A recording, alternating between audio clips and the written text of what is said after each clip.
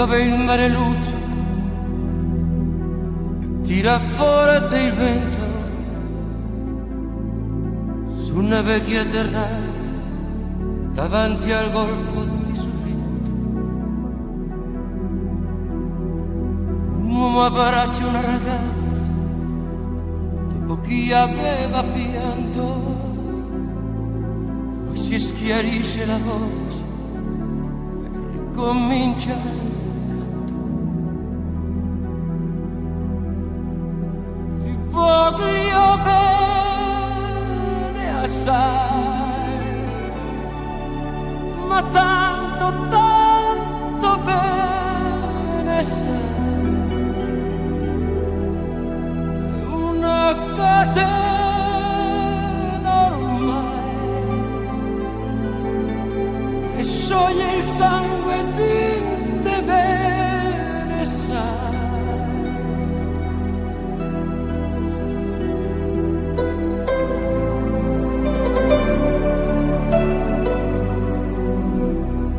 Vide le luci in mezzo al mare, penso alle notti là solo le lampade e la bianca sia di un'erica. Guardo negli occhi una ragazza, gli occhi verdi come il mare, quale improvviso scioglie lacrime e lui credete di affogare. Ti voglio bene assai, ma tanto, tanto bene sai. Una catena ormai che scioglie il sangue di te bene sai.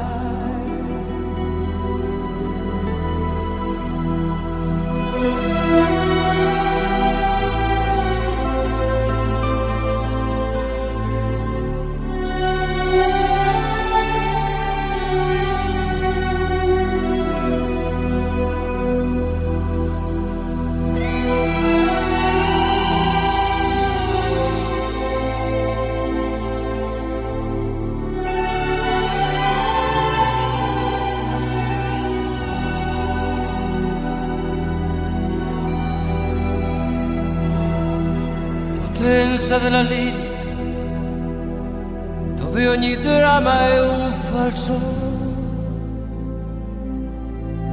che con un po' di trucco e con la mimica puoi diventare un altro. Ma due occhi che ti guardano così vicini e veri mi fanno scordare le parole, confondono i pensieri. Così diventa tutto piccolo, anche le notti là in America. Ti volti e vedi la tua vita come la scia di un'elica. Ma sì, è la vita che finisce, ma lui non ci pensa poi tanto. Anzi, se sentiva già felice, ricomincio il suo canto. Ti voglio bene assai, ma tanto, tanto bene sai. Una catena ormai che scioglie il sangue di te bene sai. Ti voglio bene assai, ma tanto, tanto bene sai. Una catena ormai che scioglie il sangue di te bene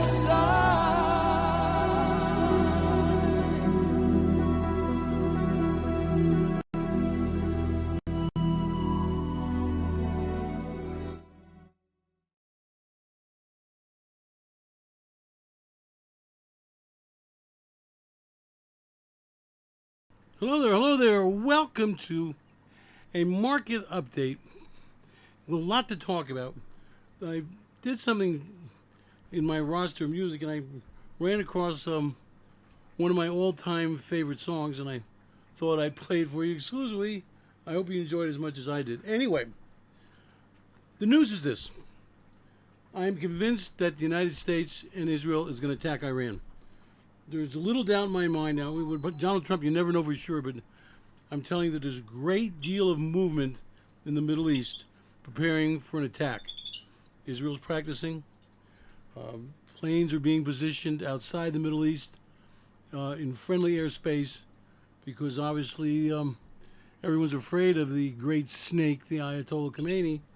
And if it doesn't come off right, Saudi Arabia, Qatar, and its segregates don't want to suffer. But I think his reign of terror is coming to an end. But the information I have is that we're looking at over 30,000 people slaughtered on the streets of Iran and the major cities. This is got to stop. This is probably one of the bloodiest men alive at the present time. Even Putin has not brought as much death and destruction. Remember, the head of the snake is who is sponsoring, recruiting, arming, and positioning terrorist groups to worldwide. They get once they prove themselves bloodthirsty enough, they get millions of dollars. By the way, for the record, I want you to know that Iran is now producing the most oil ever. Thank you, Mohammed Obama. He's got to be stopped. And the only way to do this is to cut off the head of the snake. And that can be done. Look, they're as weak as they've ever been. The economy is in a basket case. The currency is collapsing. People are starving. The economy is sucking shut.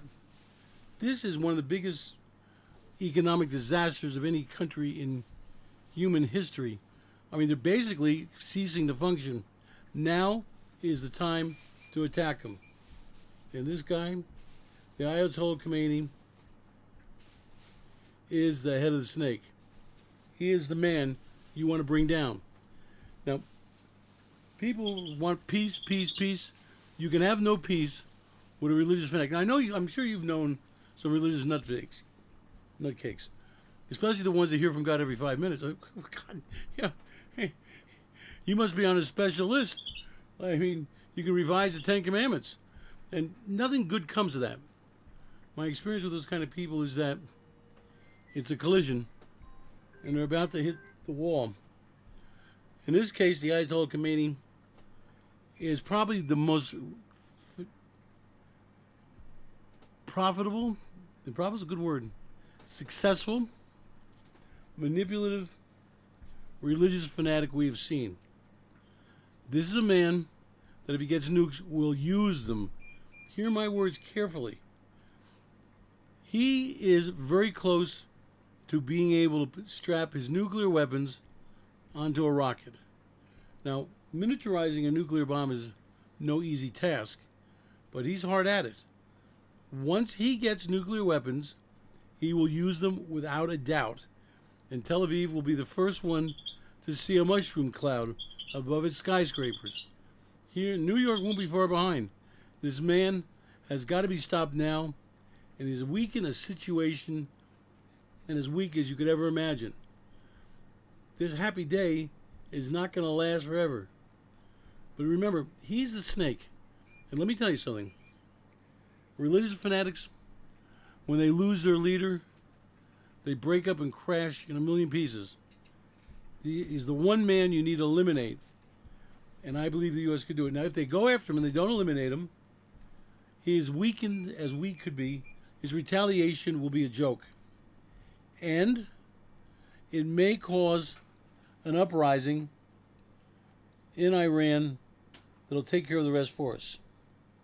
So, your model here is Saddam Hussein. And I see his demise very similar. He's got an exit strategy. Now remember, he's not the stupid bully that Maduro is and was. He knows he's got a serious problem. He is not overestimating his position. Maduro's a thug. He's an idiot. Ayatollah Khomeini is a brilliant, successful, manipulative man. I believe he buys his own bullshit. I think he believes it. And he's on a mission for God. Now, there's only one way you can stop people like that, and that is to let them go see God. And he'll settle the argument. So I want to be very clear here. I am seeing preparations for a large-scale attack. Israel's practicing. They're repositioning the defensive rocket arrays to get the population ready to go in the bomb shelter. U.S. military is downscaling its bases, especially in Qatar, and preparing for a long-range attack on the Ayatollah Khomeini that originate outside the Middle East. And you've got to go for it. Listen, you're never ready for a war. You know, as much preparation as you do, you know, there's always pieces that can mess up, especially with someone who's the rocket master. You need to understand this is not going to be an easy situation, but it's something that has got to be done now.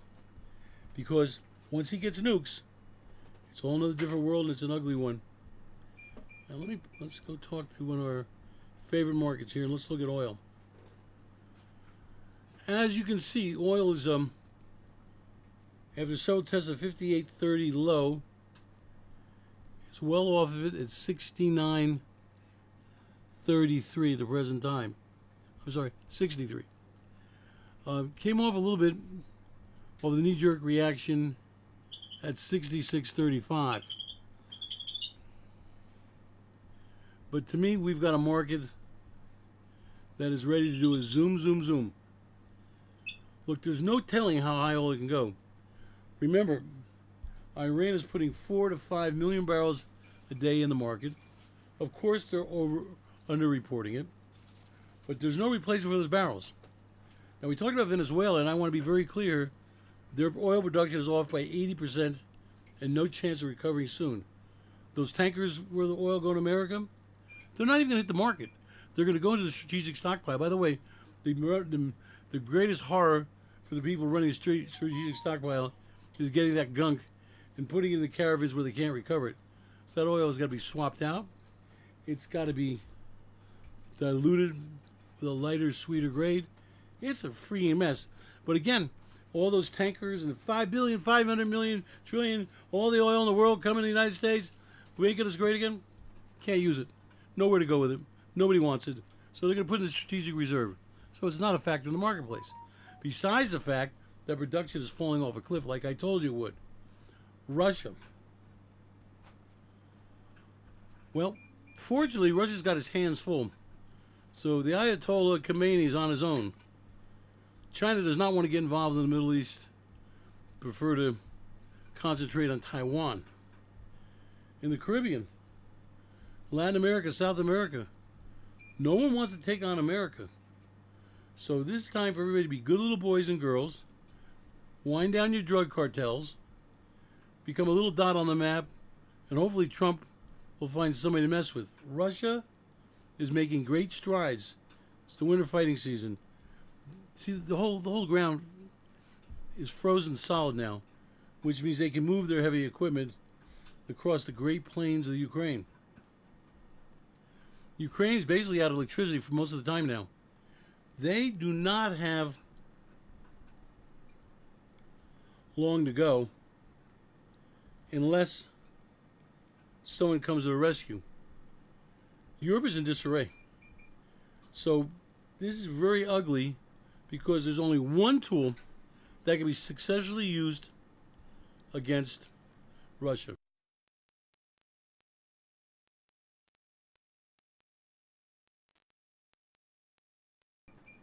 And that is to shut down their oil exports. They've got little choice. So unless they come up with another plan, grow a hairy set of balls, and decide to march in Ukraine with the EU and NATO troops, the only solution they've got is very simple, and that is to stop the oil flow. So oil's in trouble from the production of our good friends, the Venezuelans, out of the market, from Iranian oil, which is going to be a natural target any way it goes. Look, if the United States doesn't stop Iranian oil, Iran will stop Iranian oil. The Straits of Hormuz. So we're up to the worst case scenario you've ever seen. We're the closest to an oil shock we've ever been. And it is incredible to me the market doesn't see it. But that's okay. They don't get paid to see things, do they? So you need to be positioned for very dicey times. I'm going to say something else. Let's suppose Trump decides to punk out. Doesn't honor his commitment to the Iranians. Those poor people sacrificed their lives on his word. That's not the first time America fucked anybody over. This is kind of like Donald Trump's Bay of Pigs. But either way, the regime is going down. Either way, Iran, with crippling sanctions, cannot survive this. So it's a question of either now or later, but the Ayatollah, that great snake's days are numbered, and all I can say is, good riddance, evil man. Hell's waiting for you. He joins the other crazies there. So I'm out of here. Watch the markets carefully. It's going to be a very busy week. My time frame's within the next 2 weeks, by the way.